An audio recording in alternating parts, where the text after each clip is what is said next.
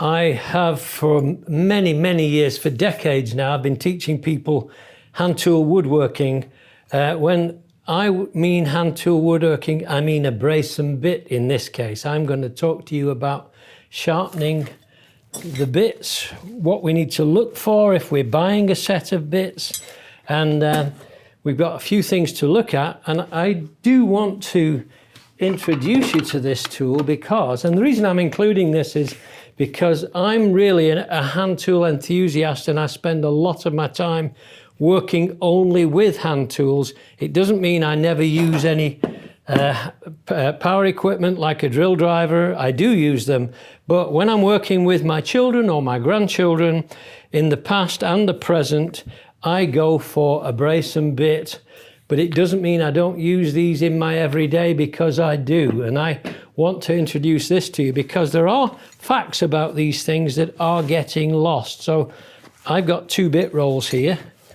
I like the bit rolls because I can carry them around, I can put them in a bag, I can roll them in the back of my car and not worry about them. So I don't tend to have the box sets, I've got these sets. So these 2 types, let's take a comparison. This one is called a fast cut. This one is just a regular cut. This tends to be a bit old-fashioned. This one is machined. Some are cast metal and some are machine metal. So both of them work equally well. One does not cut faster than the other. It ejects the shavings more because it's got a much bigger volute going around there where the shavings can gather in and be expelled. So I want to talk to you about these particular types of bits instead of this one, which is used with a drill driver, a powerful drill or whatever. Not that one. I've got this one again used. This one relies on speed, so it doesn't do well in a handheld device. This one relies on speed, and so does this one. This has got spurs on it. But did you know that all of these can be sharpened using some of the same techniques I'm going to show you here? And you need to sharpen some of them, especially these that rely on the rim. Once they penetrate the wood, they rely on the rim of the bit to steer them and guide them and get the depth they want. So first of all, what is a bit? I don't know why these are called bits, they just are. And I've just spent time sharpening all of these. I've gone from one end to the other. I've done the same on this one, simply because I want to make sure that what I have is always sharp. So this is a brace. This is called a bit brace in America. We just call it a brace here. We don't tend to call it a bit brace. And what we want to do is we want to know what this is. This is really a very special kind of tool, and it takes the bits. So you can see on this one it has a square tang to it, and that square tang fits inside this opening. You open it until it slots in, drop it in until it drops fully home. So that's now seated all the way home. Turn the handle and the bit will center in the middle. If it's not looking as though it's in the middle, it may be cocked inside and you may have to loosen it and start again. So let's take a quick look at what this instrument does, because it really is a wonderful tool. So we're going to bore a hole first of all. So here's the wonderful thing about it. With every revolution, it goes the same depth with each revolution. So the outside of this bit has spurs on it. And these are critical. So this is a spur, this is the snail, and these are the rakers that go in between these 2 outside circumference cutters.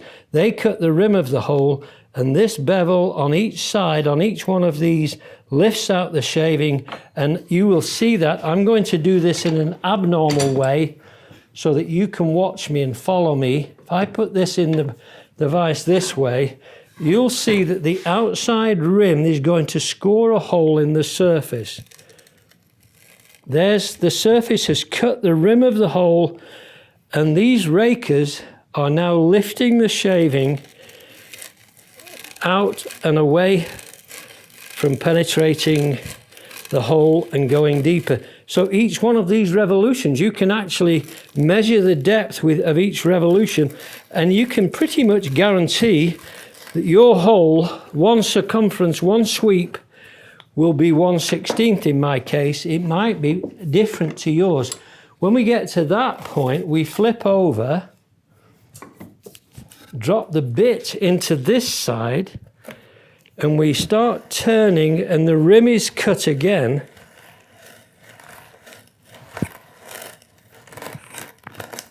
Back turn, and you've got a very clean rim on both sides of your hole.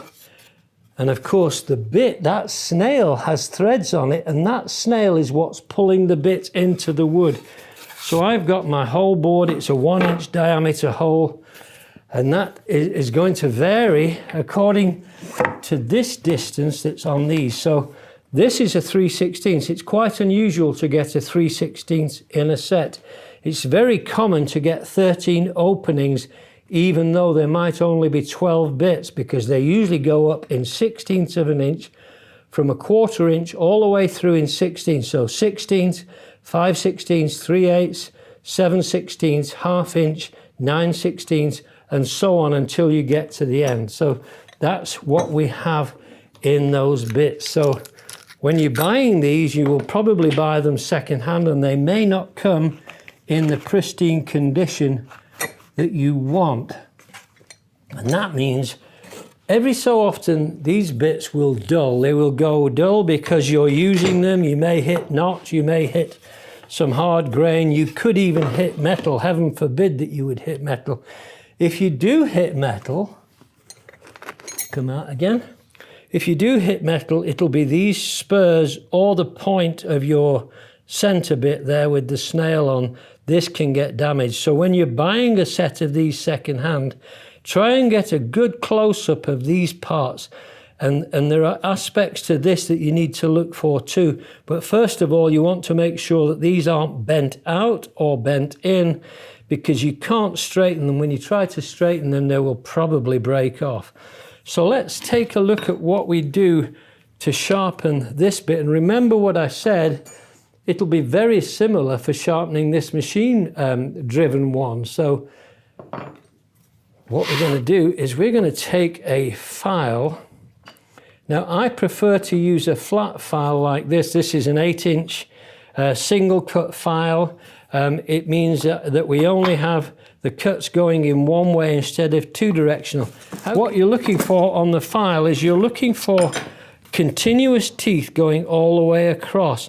If these are not teeth going all the way across, they will look like little tiny bubbles on the surface. And if you go to, I'm going to put a blog out on this and we will look at that as well, but everything will be obvious in that blog. So you want something that has those continuous teeth. But if you just happen to have the other type of file, just go with it because it will still work. Okay, so what we're going to do is take any one of these. I've got flat files, I've got different sizes. And what we do is we place this onto a board like this, take the file, and we're filing this, and we're going to keep filing until we reach the cutting edge, which is, this is the cutting edge. So we want to sharpen both sides in similar fashion that we might sharpen any kind of cutting edge or the edge of an axe or something like that. So we take this file, place it on the surface, and we start pushing, and what we're trying to do is keep this heel down. If we go too steep like this, you'll find this will be very hard to get into the wood. So the lower you go, the better. But what we're really looking for is somewhere around a 30-degree bevel, which is the optimum bevel for steel to cut into wood with. So we file this and get down. Then we have to look on the underside of the bit. Can you see the black in the center part? If you can't, it is there. We then take another file. I'm just going to go with a regular saw file because that's more likely what you will have. This goes on the underside and we angle this. Usually it'll be about 10 to 15 degrees. It just needs to have a negative rake on it so that when you file, flip around, do the same on this one.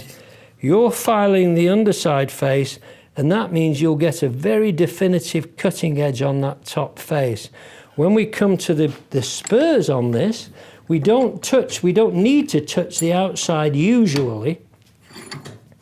So in other words, I would take this file now and I would start filing on the underside of that raker, and that will give me a nice cutting edge. Then I can flip the file like this, and now I'm focusing on the side of this spur, and I usually go in a slight arc, because where I'm trying to get to, I'm getting to the leading edge. So what's the leading edge? When I'm boring the hole, the bit is going this way around. When it's hitting the surface of the wood, that means that this front edge and the arc of the cutting edge is cutting that surface, it's cutting that rim. So I want this to be sharp to here. This back part is of no consequence because we don't cut on the backstroke. But we still want to keep that continuous arc. So when I go in here like this, I go in and I'm moving towards the top of the rise of that half moon. I work round, turn around. So this is very simple, and you can do it with some very basic tools. So I want you to do this with yours, because you'll be amazed at how this bit will cut once you've sharpened it. The snail itself doesn't need any sharpening. Sometimes it gets damaged and that's your loss. But you can go in with a needle file if you have got damaged, and you can go around very carefully, following the thread with a three-cornered needle file, and you can refile that snail a little bit. So that's generally how we sharpen these bits. So that's my bit sharpened. But what happens when we get down, way down, let's go down to a 1/4 inch, which is still in the common set. I have a 3/16 bit, which is quite scarce or rare, and they're not the bit you want to lend to your children or your friends, because they're so fragile. But when we get to this size, it all changes, because this file is way too big, this file is way too big, and we may have to downsize. So what I do, I've got these, what we call, sometimes they're called riffler files, sometimes they're called modeling files. You can buy them quite readily. And what I do with this, I still put it in the vise, but I can use the very tippy point of this, because the file goes all the way up to that point. And I can use that right in between the spur and the thread, and I can work that surface with that first 1/4 inch to 3/8 of an inch, and then I come on the side, and now I'm doing the spur. So this is a perfect solution. But sometimes it gets so small that on the bit. So what I do is I grind off the 2 corners of the bottom face. So this is now the flat face. This is the one I offer to the thread, to the underside of that raker, and it gives me a little bit more space. So I have reground this so it's about 2 millimeters narrower than the main body of the file, and it gets me tight into the corner. That will save you a lot of money buying specialist files. And what I want to do is make sure you understand that you don't need much that's very special. I buy these little diamond files or diamond plates. I think this may cost something around £1. And this one refines the cut. So this can go on the inside of the spur, and I can use the abrasive diamonds, and they do last a long time. They will last for years, usually, on this type of project. Just sharpening, honing those outside spurs. So now I've got my 1/4 inch bit. I can come back onto here, and I can use the same instrument, either that, so that's refining my file strokes because it's finer than my file, or I can go with my file, my 3-cornered file, and file this surface. And what I want to do is I want to make sure that around this point here is low. One of the things that we have to do is be careful that we don't keep elevating the file or the rasp or the abrasive until we end up with a very thick edge on that leading edge. Okay, now let me take you back to the large bit, because there are some things you need to know. What you want to make sure when you buy your bits, if you are looking for something second-hand online, which most of us will be, that's where we're going to locate these. This spur has to be higher than this raker. This spur has to be higher than this raker. They have to be higher because these have to score the surface first. If this is not higher than this, you have to go in and you have to file quite a bit of this steel to get this down, and you can do that. But if you remember, let me put the bit back in. If you remember, that circumference is cut first, and that's always cutting all the way as you go deeper and deeper into the cut. Let me see if this will work. When this is going into the wood, you can see the raker is about 2 millimeters above the circumference cut on both sides.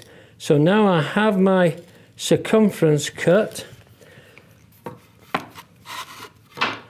and that's going to enable me to use the pairing cut of the raker to lift the fibers out from within that radius. If this is lower, if the raker is lower than the circumference cut, this just tears the grain. It will not give you that neat cut. That's what we have to focus on when we're buying our bits. We don't want to buy a problem. We want to be able to resolve a problem by simply sharpening. And that's how I go about sharpening my bits. This has been with me. I've got a set of these that I've owned now for 61 years. I bought them when I was an apprentice. They're just about worn out. I bought a second set, this set a few years ago now, to stand in the stead of the one that's being worn out. I don't want to throw my old ones away. I tend to keep things even if they're useless. So that's the way we sharpen these bits. It's very important to understand this and to keep that knowledge and pass it on to everybody you come across, so that they understand that these are not out of date or old-fashioned. And if you're working with children, young people, you want to give them something that they have total control of. And this is one of those tools. You can give this to your children under supervision, watch them as they work, and they will be able to bore their holes without going into any kind of machine method. And that makes woodworking work for them.